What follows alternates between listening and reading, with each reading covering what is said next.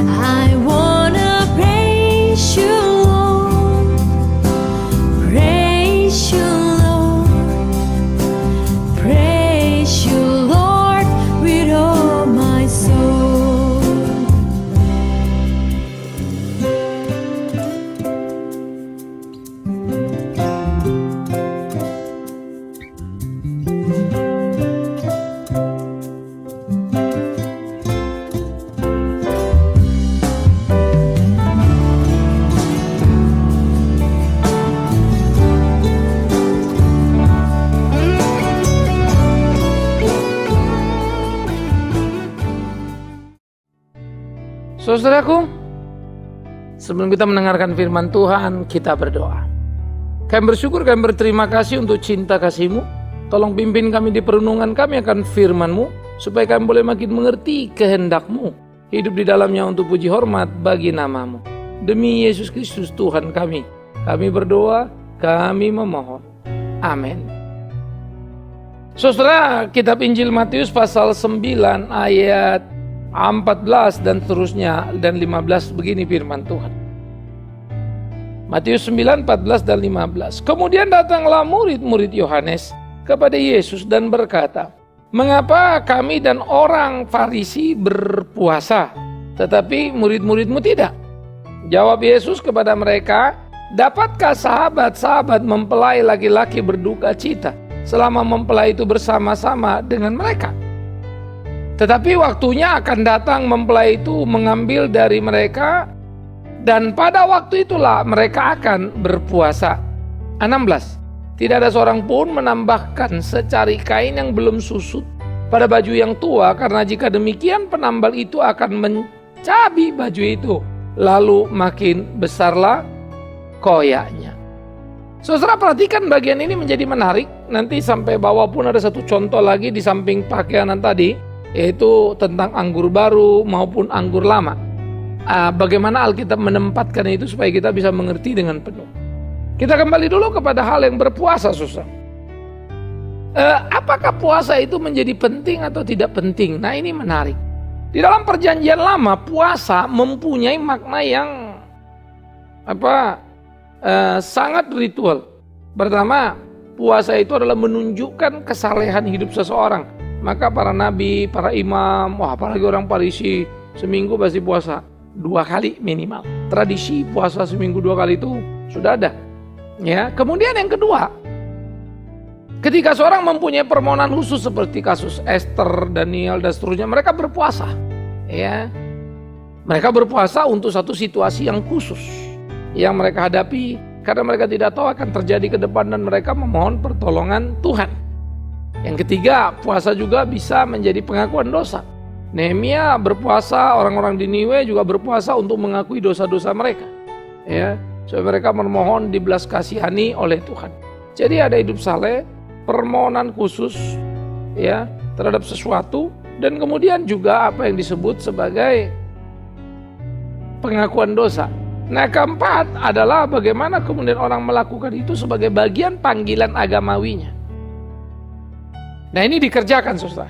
Itu di dalam PL. Panggilan agamawi ini untuk menuju kepada penantian, ya, kesetiaan dan seterusnya. Ya, sehingga ini juga umat-umat banyak yang ambil bagian. Nah, kalau kesalehan itu lebih kepada biasanya pemuka agama dan orang-orang yang kelompok-kelompok elitisnya lah, begitu ya. Kalau yang ini lebih kecenderung ke umat dan seterusnya. Nah, lalu yang menarik saudara yang kekasih adalah ketika kemudian murid-murid Yesus tidak berpuasa. Sehingga murid-murid Yohanes bertanya, kenapa kami orang Farisi berpuasa? Perhatikan, kenapa kami muridnya Yohanes Pembaptis, lalu orang Farisi puasa? Kenapa muridmu tidak? Sebuah pertanyaan menarik karena bagi tradisi waktu itu di dalam Keyahudian, puasa adalah ritual yang sangat kuat dan kental dilakukan. Tetapi sekarang ada seorang yang bernama Yesus yang begitu luar biasa, tapi muridnya nggak puasa. Sehingga mereka bertanya, saudara. Ini penting. Mereka bertanya, mengapa tidak puasa? Maka pada waktu dikatakan mengapa tidak puasa, ini menjadi amat sangat menarik karena menunjuk kepada apa yang sedang dikerjakan oleh Tuhan Yesus Kristus dengan murid-muridnya yang tidak puasa itu. Oleh karena itu, Yesus menjawab mereka bagaimana? Maka Yesus menjawab begini, dapatkah sahabat-sahabat mempelai laki-laki berduka cita selama mempelai itu bersama dengan mereka? Digambarkannya kehadirannya ketika sama-sama dengan muridnya adalah satu kehadiran yang menyertai mereka. Ngapain mereka puasa? Jadi kalau gitu selama mempelai bersama, selama Yesus hidup dong.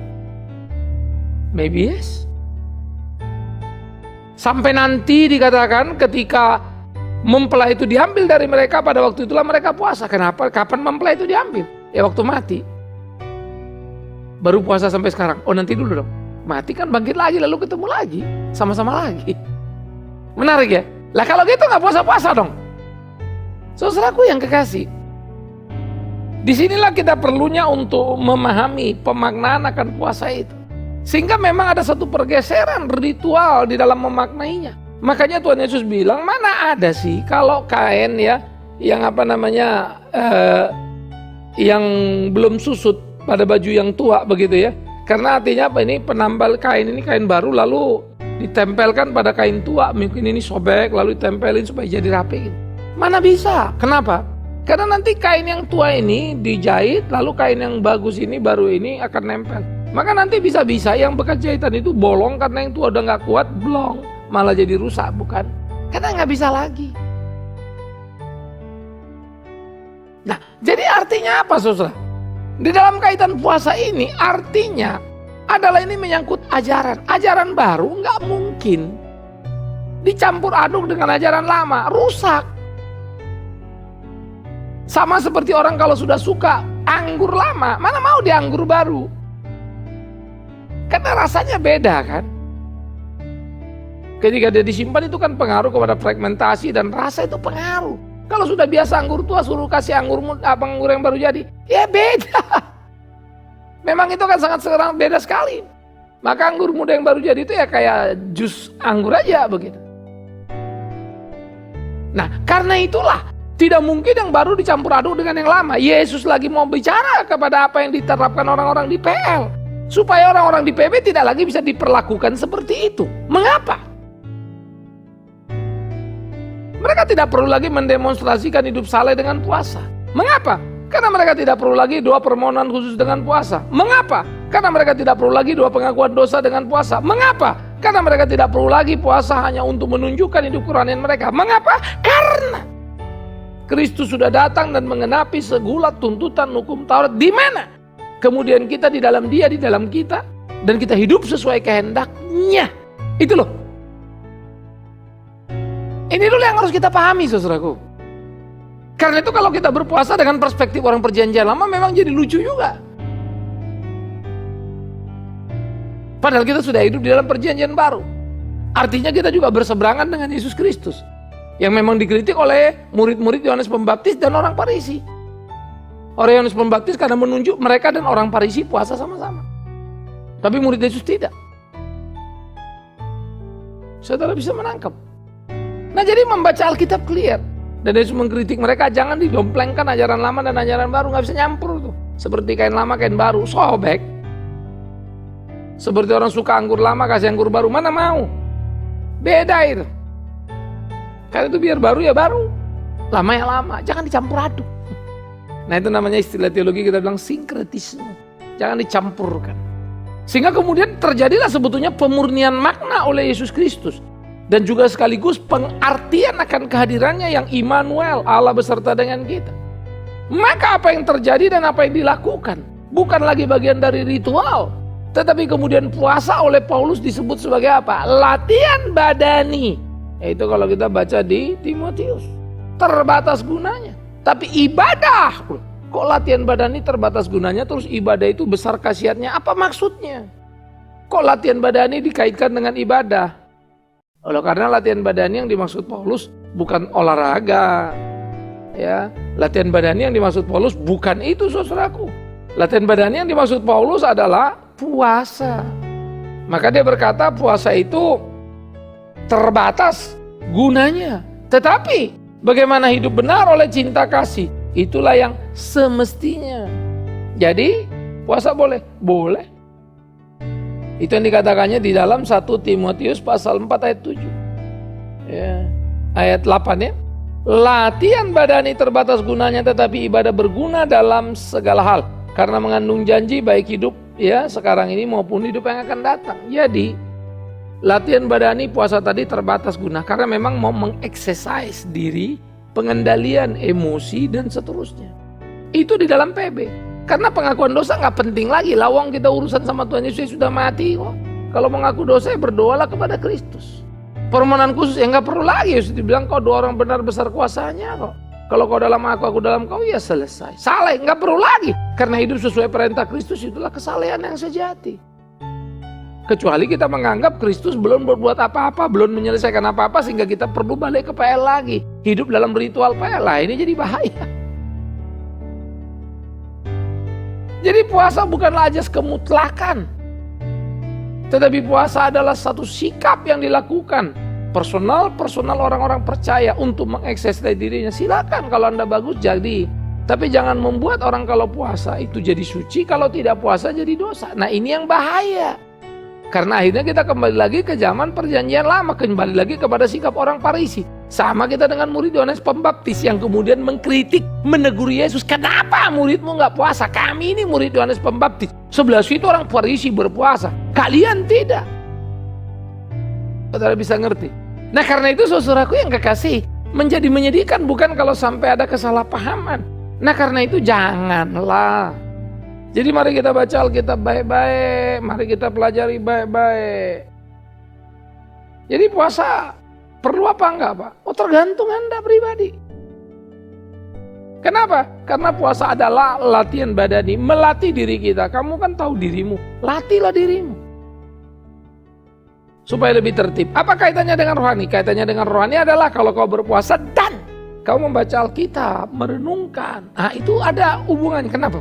Ketika kau sudah puasa menahan diri untuk tidak ini, tidak itu. Lalu membaca Alkitab, tahu dan melakukan. Di situ yang kau menemukan kemenangan. Di situ yang kau menemukan kesejatian kehidupan. Itulah. Jadi saudara-saudaraku jangan sampai salah ngerti dan salah menempatkan. Inilah kehidupan kekristenan kita. Inilah hidup keimanan kita. Maka jalankan apa yang Tuhan mau itu, lakukan apa yang Tuhan kehendaki itu, disitulah kita menemukan kekuatan yang mencengangkan dalam hidup melayani Tuhan itu. Tidakkah Anda rindu? Tidakkah Anda mau? Ini yang mesti kita kerjakan. Nah, oleh karena itu saudara-saudaraku yang dikasihi oleh Tuhan Yesus Kristus, memikirkan, merenungkan pekerjaan Tuhan dari hari-hari dalam hidup kita menjadi penting bagaimana untuk kita jalani, menjadi penting bagaimana untuk kita lakoni. Sehingga hidup kita menjadi hidup yang berkenan kepada Tuhan, menjadi kemuliaan bagi nama Tuhan. Camkanlah, pikirkanlah, renungkanlah. Inilah yang seharusnya kita lakukan dari hari ke hari kehidupan kita. Nah, jadi di dalam berpuasa tadi, penempatan pemahaman akan puasa itu harus jelas. Sehingga tidak dicampur aduk.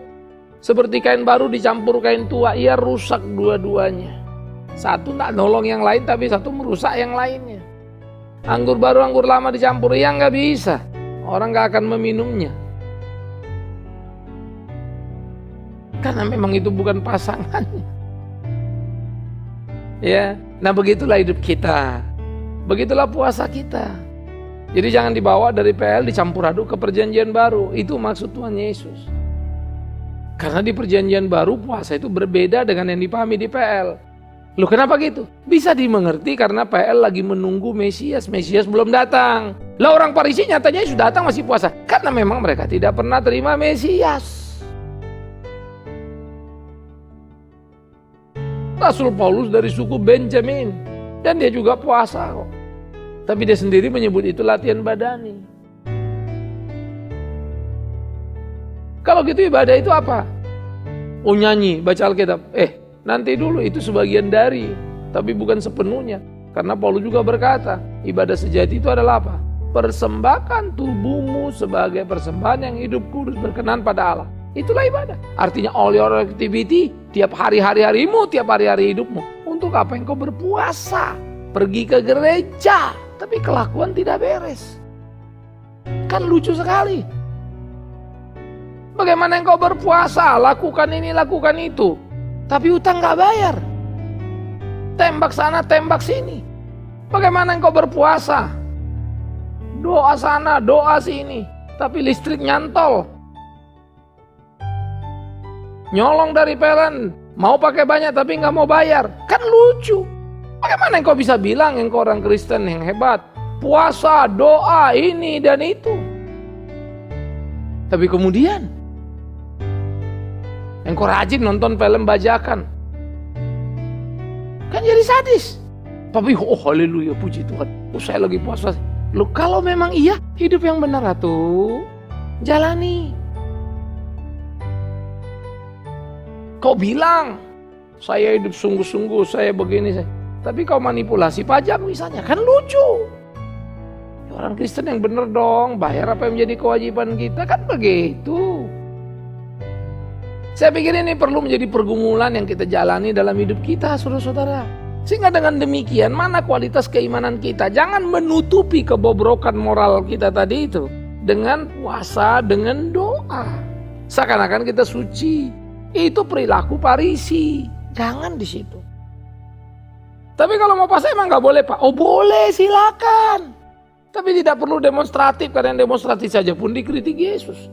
Ngapain kau puasa? Kau puasa, kau bikin debu di kepalamu itu supaya orang tahu kau puasa. Enggak ada hebatnya, Yesus mah enggak kagum. Tapi kalau mau puasa, puasalah. Berdoalah, lakukan kehendak Allah. Tapi ingat ya, lakukan tadi itu yang jadi penting hidup hari-hari kita itu loh. Nah, karena itulah kegairahan hidup orang percaya harus menjadi kegairahan yang terus-menerus di-maintain, dibangun dalam kehidupan mereka. Karena itu orang-orang Farisi paling bangga. Kami ini 1 minggu puasa 2 kali. Kami tidak sama dengan pemungut cukai. Waduh. Hati-hati. Jangan terjebak di situ. Karena itu memahami keimanan, mari kita memahami di mana kita lagi berdiri, apa yang kita mengerti. Jadi ingat saudaraku, bagaimana mungkin kita berpuasa dengan perspektif PL, padahal Yesus sudah ada. Bagaimana kita puasa pengakuan dosa? Padahal Yesus bilang kalau kau mengakui dosamu, Dia setia dan adil adanya. Memohon khusus, lah sudah dibilang dalam Tuhan, aku dalam engkau, engkau dalam aku, apapun kau minta akan diberikan. Saleh, lakukan kehendak Kristus. Anda tidak perlu lagi balik ke PL sana, bukan? Karena sudah digenapi dalam Kristus. Itu namanya Kristus datang menggenapi. Kalau sudah genap ya jangan diulang-ulang atuh. Apa penggenapannya? Hidup di dalam Dia, melayani Dia, sangkal dirimu, pekol salibmu, ikut Yesus. Wah, keren ya. Tapi itu Alkitab. Jadi sangat jelas sebetulnya semua yang ada. Lah bagaimana sekarang mewujudkan, merefleksikan iman Kristen itu dalam perilaku hidup kita hari lepas ke sehari. Itu dong. Kalau saya bilang saya orang Kristen lalu saya ganggu orang lain beribadah, di mana Kristenku? Itu kan memalukan. Masa orang mau bertuhan, mau ibadah saya ganggu? Saya Kristen.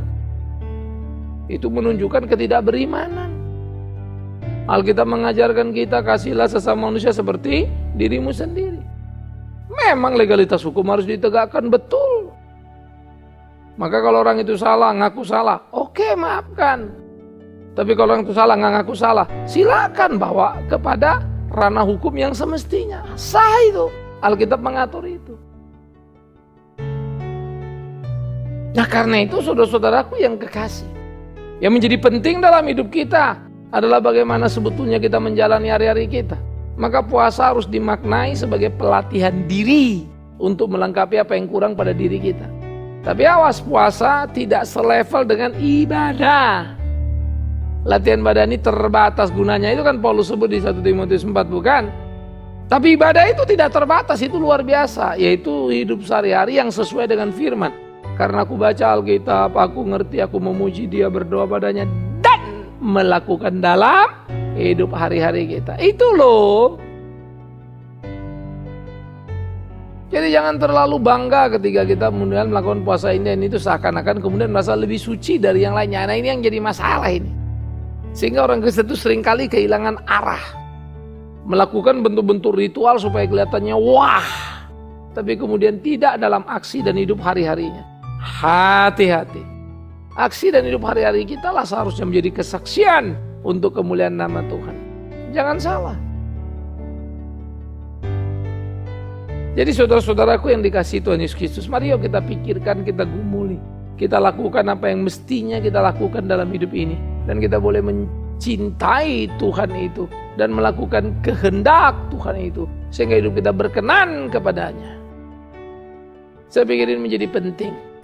Sehingga hidup tiap orang percaya menjadi hidup yang memuliakan namanya senantiasa. Tidakkah itu indah? Kan itu pikirkanlah, renungkanlah, jalanilah. Bagaimana hari-hari ini kita lewati, saudara? Iya kan? Nah jadi saudara yang dikasih oleh Tuhan Yesus Kristus, biarlah ini menjadi pembelajaran penting bagi kita. Bagaimana seharusnya kita hidup dalam kehidupan ini. Bagaimana kita melayani Tuhan dan melakukan kehendaknya. Sehingga dengan demikian pemahaman iman kita makin hari makin benar, makin benar, makin benar seperti yang Tuhan mau. Camkan. Puasa itu latihan badani yang terbatas gunanya. Tapi ibadah tidak. Camkan. Ibadah tidak sama dengan puasa. Maka puasa digambarkan sebagai terbatas gunanya oleh Paulus di 1 Timotius pasal yang keempat. Tetapi ibadah adalah kegairahan hidup yang terus menerus. Dan yang disebut ibadah, jangan lupa bagaimana melakukan itu dalam keseharian kita. Melakukan yang benar, melakukan yang sungguh. Nah ini jadi penting. Nah kita mesti pikir baik-baik bagaimana menggumuli hal-hal seperti itu. Saya selalu akan belajar melakukan apa yang mesti. Ya. Dulu saya juga suka nonton, dan karena suka nonton sampai sekarang pun suka nonton. Lalu dulu ya kita belilah VCD yang cepat apa ya, bajakan. Iya toh ya. Pasti bioskop keluar ini keluar. Tapi di rumah kita sudah terapkan itu. Sebelum tahun 2000. Ketika saya mau belajar lalu saya mau jadi hamba Tuhan, nggak bisa lagi begini. Nggak ada. Boleh anak-anak beli VCD DVD bajakan bawa ke rumah misalnya. Lalu anak-anak komplain sama saya. Pak kalau gini nggak bisa nonton dong. Oh nanti kita nonton di bioskop. Alah papa ngomong. nanti juga nggak pergi. Ya kita tunggu DVD-nya keluar atau VCD-nya keluar, baru kita beli. Wah, kalau aslinya keluar juga mahal, kita tunggu diskon, baru kita beli. Hanya anak-anak saya jadi kesel juga ya. Papa mah. Tapi sekarang kalau mereka mau pergi nonton ya mereka pergi ke bioskop, nggak jadi masalah kok. Apalagi televisi sekarang ya, kalau kita berlangganan berapa stasiun TV, udah lebih dari cukup kan, nggak perlu lagi kita nonton itu di rumah. Dan waktu yang kita investasi pun nggak pernah terlalu cukup untuk bisa nonton itu semua. Nonton TV saja pun kalau kita berpindah-pindah TV berlangganan, lama dari mana ke mana, bisa pagi ketemu pagi pun kita bisa depan TV. Choice, pilih. Ya kita begitu tuh ibadah kita. Itu bagian dari ibadah itu. Oh kalau gitu Pak Bigman hebat ya soal gini. Soal ini yang lain kan belum. Masih banyak yang lemah. Maka aku belajar lagi. Belajar lagi. Begitulah kita saudara-saudaraku semua belajar. Mari kita maknai puasa itu di dalam aspek yang lebih tinggi, yaitu misalnya puasa. Puasa apa? Selama-lamanya. Apa puasa selama-lamanya? Puasa selama-lamanya terhadap isi dibajakan. Kan puasa namanya itu ya. Selama-lamanya.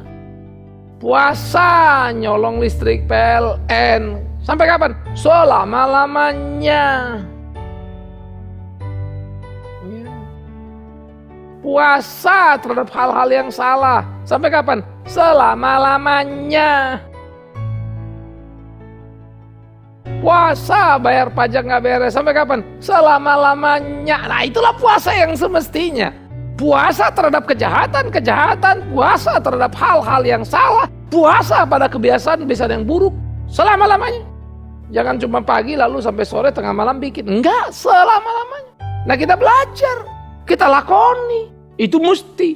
Lalu kita terus berdoa dan dikuatkan. Lalu melakukan yang benar dalam kehidupan. Nah inilah wujud iman Kristen yang berkemenangan, di mana puasa mempunyai makna yang tinggi. Jangan lagi terjebak pada puasa perjanjian lama. Apalagi dengan alasan orang-orang perjanjian lama. Lah kalau gitu Yesus datang buat apa? Mereka menunggu Mesias, maka mereka lakukan itu. Mereka belum punya Mesias, maka mereka kerjakan itu. Orang perjanjian baru sudah. Semua ditanggung Kristus di dalam dirinya di atas kayu salib sana. Sempurnalah. Jangan di-downgrade lagi. Sempurnalah, jangan dikurang-kurangi, jangan ditambah-tambahi. Kalau Rasul Paulus sudah bilang, puasa itu latihan badani yang terbatas gunanya, ibadah yang enggak. Jangan dibolak-balik, simpel aja lah ya. Nah dengan begitulah saudaraku kita bisa belajar kebenaran yang sesungguh-sungguhnya, yang sesejati-sejatinya. Dengan demikian kita bisa belajar dan menaklukkan diri kita. Sehingga akhirnya orang kalau lihat orang Kristen, wah hebat loh, salut. Saya ingat ada satu guyon tentang puasa katanya. Lalu satu kakek jalan, naik sepeda ada anak muda. Itu anak muda rupanya kurang hati-hati, agak keserempet. Anak mudanya marah pada si kakek. Kakek kelewatan, untung saya puasa. Kalau nggak saya tendang sepedanya. Si kakek berhenti bilang, iya nak, untung saya juga puasa. Kalau nggak kamu saya makan. Susahku, lucu juga, untung saya puasa. Tapi ininya udah ngamuk-ngamuk terus. Jadi nggak mukul kenapa? Kenapa nggak makan? Udah apa capek? Nggak bisa lagi ngelawan istilah. Bukan itu, makanya kayak bilang tadi, dan terbatas gunanya. Fisik itu memang tidak bisa melakukan hal yang salah tadi, tapi kan gitu, hati tetap panas. Awas, jangan terjebak. Tuhan menolong kita untuk benar. Amin. Kita berdoa. Terima kasih Tuhan untuk kebenaran-Mu. Terus tolong pimpin kami di kehidupan kami untuk puji hormat bagi nama-Mu. Dalam nama Yesus Kristus, sumber hidup kami berdoa. Amin. Sampai ketemu saudara-saudaraku. Shalom. Apa yang kau alami kini mungkin tak dapat engkau mengerti. Satu hal tanamkan di hati, indah semua